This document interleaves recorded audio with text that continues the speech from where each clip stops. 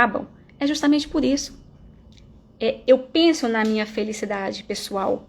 Não tô olhando para o outro. Gente, eu vou falar uma coisa para vocês.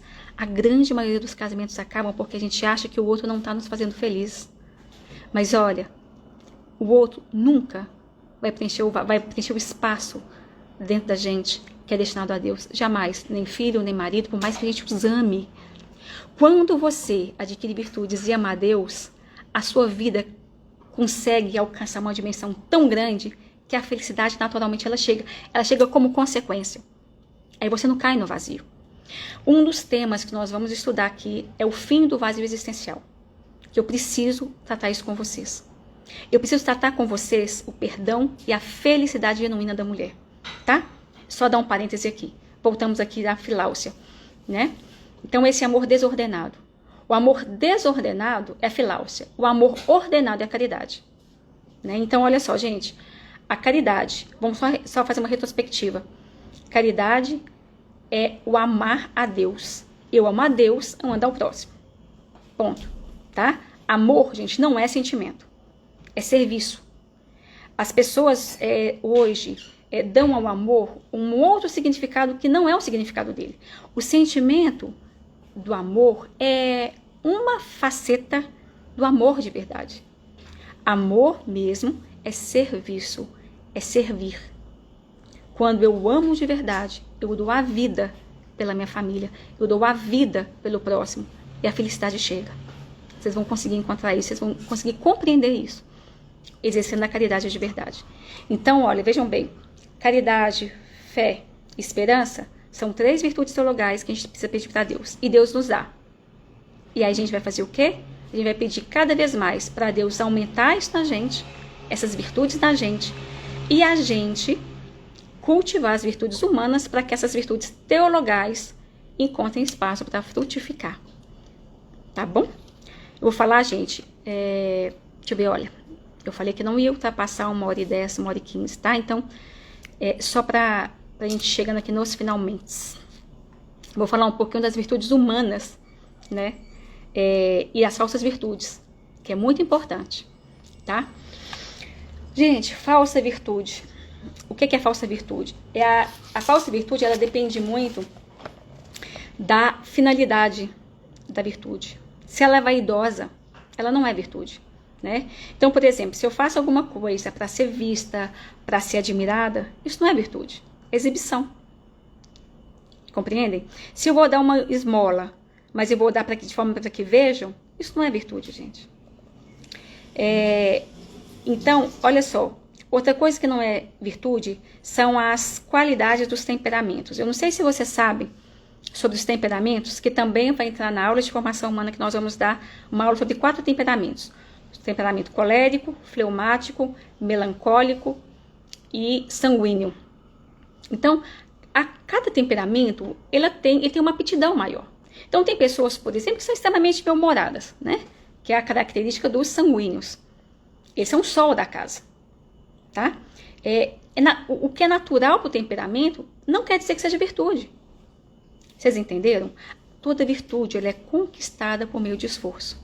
Toda virtude, virtude humana, é conquistada por meio de esforço, tá? Então, a gente não pode confundir isso, porque às vezes a pessoa, por exemplo, ela é bem-humorada, né? Mas ela é bem-humorada por causa do temperamento dela. Não é porque ela se esforçou para adquirir uma virtude, tá? Então, isso também é uma falsa virtude. Outro exemplo de falsas virtudes são as pessoas que fora de casa, eles banham simpatia, né? Dentro de casa é o cão chupando manga. Gente, isso não é virtude, né? Tem até uma história muito interessante, que uma mulher, ela tinha um marido que espancava essa mulher todo dia. Todo dia, ela tinha um filho, só e esse marido morre. Ia pro boteco, voltava bêbado e espancava a mulher. E na hora do enterro, os amigos dele, né, foram no enterro e ficavam, nossa, mas que amigo, era um exemplo, né? Esse cara era um cara, a amabilidade em pessoa, e desfilaram 1000 elogios pro cara, que estava lá sendo velado. Aí a mulher chega pro filho, né, e fala assim, olha filho, vai lá na urna e vê se é seu pai mesmo, porque eles estão falando de uma pessoa que eu não conheço. Né? Então é isso, sabe? são falsas virtudes, né? E a gente precisa ficar muito esperta com relação a isso, tá? E outra coisa que eu queria falar com vocês é sobre as características das virtudes humanas. As virtudes humanas, gente, ela tem umas características bem peculiares. Primeiro, porque elas são humanas, né? Não são sobrenaturais. Ou seja, elas podem e devem ser vividas por qualquer ser humano, em qualquer época, em qualquer cultura, em qualquer localização. A mesma virtude aqui é a mesma na China, é a mesma na Índia, é a mesma na Ásia, é a mesma na Europa. Não tem diferença, tá? Segundo, é que o valor fundamental dessas virtudes, né, estão convertidas também à filosofia grega, à sabedoria oriental, à lei de Moisés, o cristianismo. O que eu quero dizer para isso? Que acerca dos valores das virtudes estão outras religiões também, que adotam as virtudes, outras culturas, né?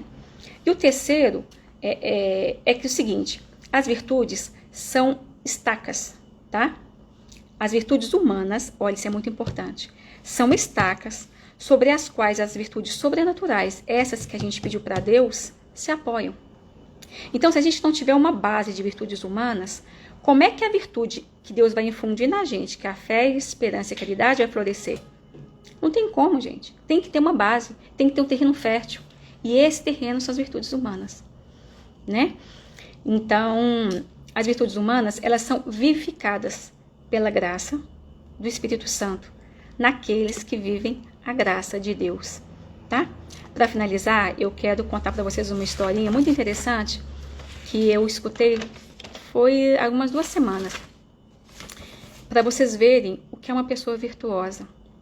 Tinha um tenente russo, Stanislav Petrov, acho que é esse nome mesmo, se não me engano, tá? Deixa eu consertar aqui. Esse terreno russo, ele gerenciava um lugar onde controlava os mísseis na época da Guerra Fria, os mísseis russos, né? Ficava mais ou menos, esse posto onde ele ficava mais ou menos a uns 100 quilômetros da Rússia. Ficava mais ao sul, né? Então, a Rússia, na época da Guerra Fria, ela ficava em guerra com os Estados Unidos.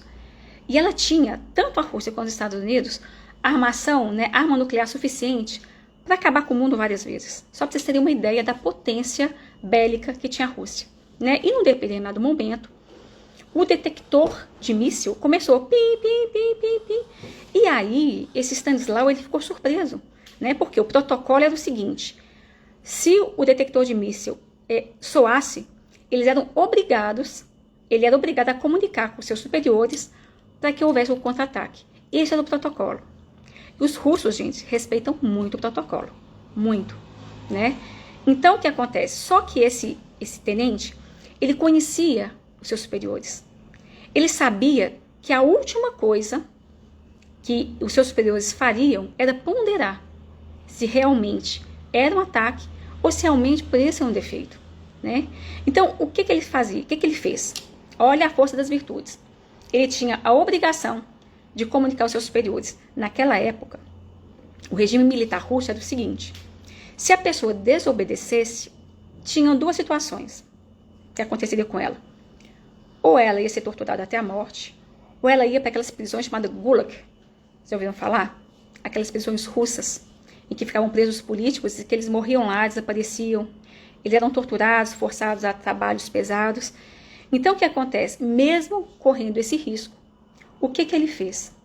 Ele não comunicou aos seus superiores. Por quê? Porque ele pensou o seguinte, se ele dissesse que o sistema começou a apitar, essa comunicação dele ia passar por uma cadeia de comando, ia chegar lá no alto, né, do seu superior, e eles iam apertar o botão, simplesmente apertar o botão para o contra-ataque. Gente, e ali simplesmente seria o fim. Seria o fim da inteligência humana na Terra, pelo menos parte da Terra, né? Então, o que ele fez? Ele trouxe para si a responsabilidade por virtude. Ele trouxe para si a responsabilidade, ele não avisou seus superiores, ele avaliou e falou assim, mas espera aí, pode ser que dê erro, pode ser que o sistema dê erro, tudo é passível de erro, né? E de fato ele foi verificar, o sol bateu na nuvem e refletiu nesse sistema deles e ele viu que, na verdade, foi um disparo em falso. Gente, nós, do mundo ocidente, soubemos disso anos depois, mas esse cara foi um super-herói, né? Esse cara impediu o fim da vida inteligente na Terra, ou pelo menos a vida inteligente parte da Terra. E que virtude que ele teve, gente? 2 virtudes. A virtude da prudência e a virtude da coragem, né? Por quê? Porque qualquer um, na posição dele, ia simplesmente cumprir ordens. Ia falar assim, se der um problema, o problema é de quem fez esse sistema. Então não é meu problema, né? Eles estariam salvaguardados porque eles estavam num lugar e que eram protegidos dos mísseis, né? Mas e o resto da humanidade? Ele não pensou só nele. Ele pensou em todos. Ele não pensou só na família dele. Porque naquela época, quando eles trabalham nesses locais onde ficavam os mísseis, toda a família era resguardada. Então, não era pela perda dos parentes dele. Era por virtude, né? Então, o que eu quero falar com você sobre isso? Eu quero falar que as pessoas que constroem o mundo são essas pessoas virtuosas. São essas pessoas que estão dispostas a correr risco, dispostas a fazer sacrifício, dispostas a pagar o preço, né? A verdade, gente, ela é dolorosa. A busca pela verdade é dolorosa. A busca por fazer o certo custa. Tudo que muito vale, muito custa, né? Mas eu preciso de me sacrificar e lutar por um bem maior. E eu só consigo fazer isso sendo uma pessoa virtuosa. Como esse tenente, por exemplo, foi uma pessoa virtuosa.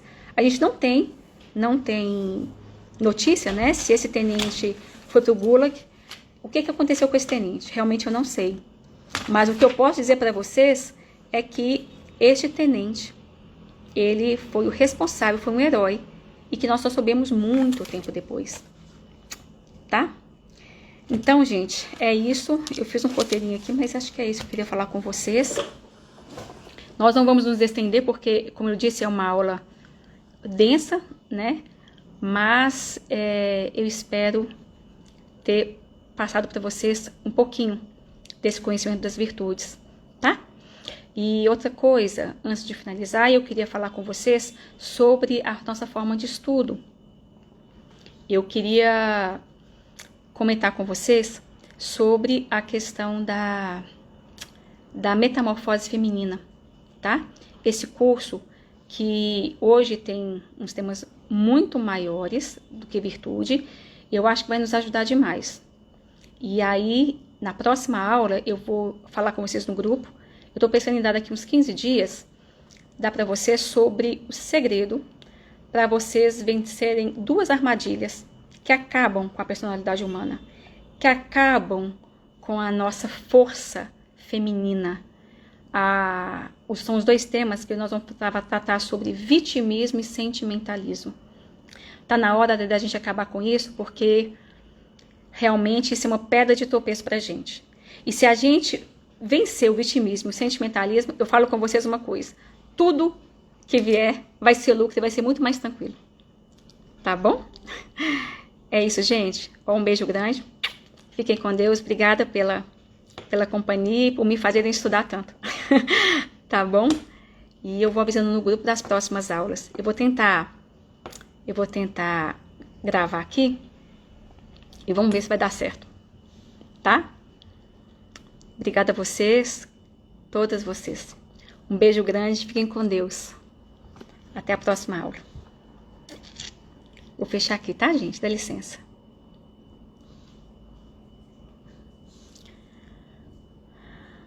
Peraí.